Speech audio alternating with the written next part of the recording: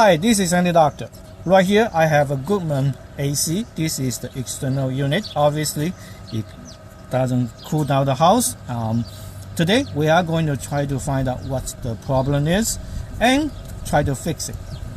I have a pretty good idea what the problem is, but time will tell whether my assumption is true. This is only an 8-year-old unit, and the symptom is this: the fan is running, both the outside and the indoor fan are running, but if you touch the refrigerant light, supposedly, if you do not know, the small light should be warm and the bigger one should be cold. Now, unfortunately, when it is running, both are at room temperature, so that tells you the compressor should not be running. And being an 8-year-old machine, the most likely reason is the capacitor inside the electrical panel. So we are going to see whether that is the case. And if it is, it should be a super easy fix. Safety is most important. So before you do anything, you want to disconnect the power. And to do it, usually for an AC, you should have something like this. All you need to do is lift the cover off. Okay, and then there should be a controller that you can pull down to disconnect the power. I hope you see that now. So just grab it and take it out. Oh, well, that one decided to come up together. That's okay. I will fix that one later on. Now, later on, of course, you need to put it back, but be careful. There is an on and off direction. You want to put in on direction. The reason they do this is you can actually put in the off direction into it right now, so you will never lose this one. But no, I'm not going to do that. I'm just going to leave it outside and then fix the AC and then put it on. So make sure you do it later after you finish and do it in the right direction. Otherwise, your AC will not be running. And of course, put the cover on, etc., which should be super easy. Okay, so let's look into the machine and see what the problem is.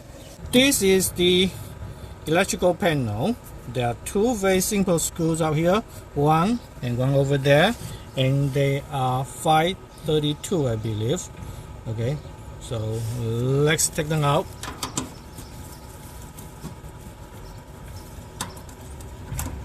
So one, and leave somewhere that you can find, obviously. And there's another one out here.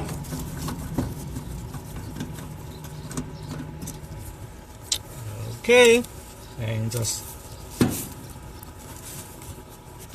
okay. So now it comes off. Obviously, you may not have the exact same AC, so the way to do it will be slightly different, but the basic principle should still be the same. Now let me change the direction of my camera a little bit so you can see the capacitor. So this is the capacitor. Okay, only one single screw, so we are going to take that one out.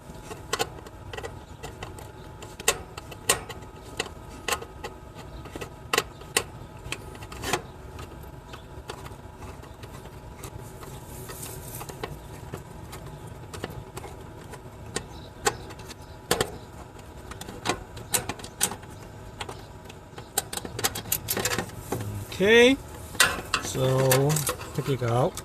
By the way, be careful, don't touch the terminal of capacitor. You should discharge them before you do that. And you see, this is a comma, it says C out there. So just use a screwdriver and connect the C with the one say fan, and the C and the one say home, which is for compressor. Okay, so connect them to discharge and take a picture. Make sure you know which connector go to which. I know which one go to which, so I'm okay. Okay, so just unplug them, and then go test the capacitor with a multimeter. So now let's test the capacitor. Obviously you need a multimeter that can test capacitor, and this is the one I am going to use. If you do not have one and you want to buy one, I have link in the description to Amazon for you, so you don't need to search. And this is the capacitor I just took out from the AC. This one is the common terminal, and this is the fan, and this is the compressor. It's there, out there. So let's look. Okay, now they supposedly should be 45 and 5 microfarad and plus minus 5%. So I do know that the fan is 5 and the compressor is 45. And let's see if the number look right at all. So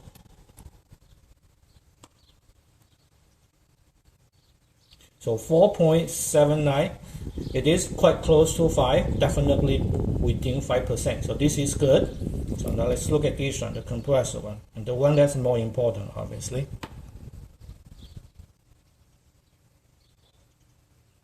And as you can see, the multimeter have difficult time getting any kind of number. So that fit perfectly with our symptom. The compressor doesn't run because the capacitors broke.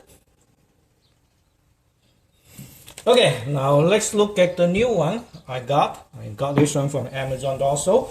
They do not look exactly the same. It's actually a little bit shorter, but the number are the same, both 45 and 5. Okay, within 6%, not 5%, but that should be good enough. They have the same part number, by the way.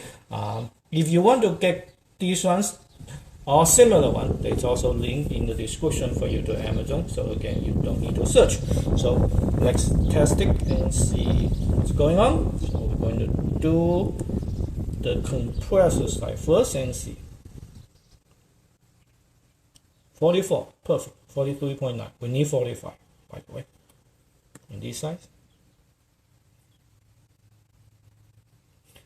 5.06, so perfect. So the new one and the old one, you can see the old one definitely broke. Okay, here is my new capacitor. We just test and we know it is good. So we are going to put it right back in.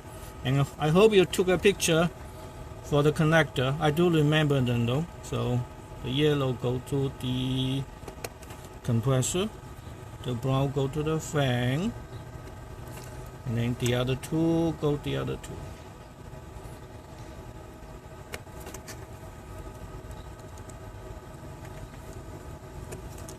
Okay, perfect. And now let's put it in, and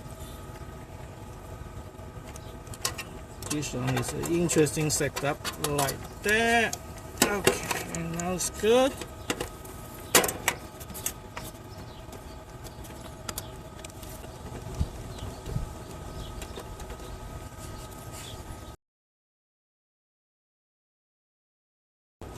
Okay, snug. So reverse the process and put the cover back. This is how to properly diagnose, test, and replace a AC capacitor. Hopefully this video is helpful for you, and I'm happy to save you a lot of money. If so, please make sure you like this video, or even better, subscribe to my channel. Thank you. Bye bye.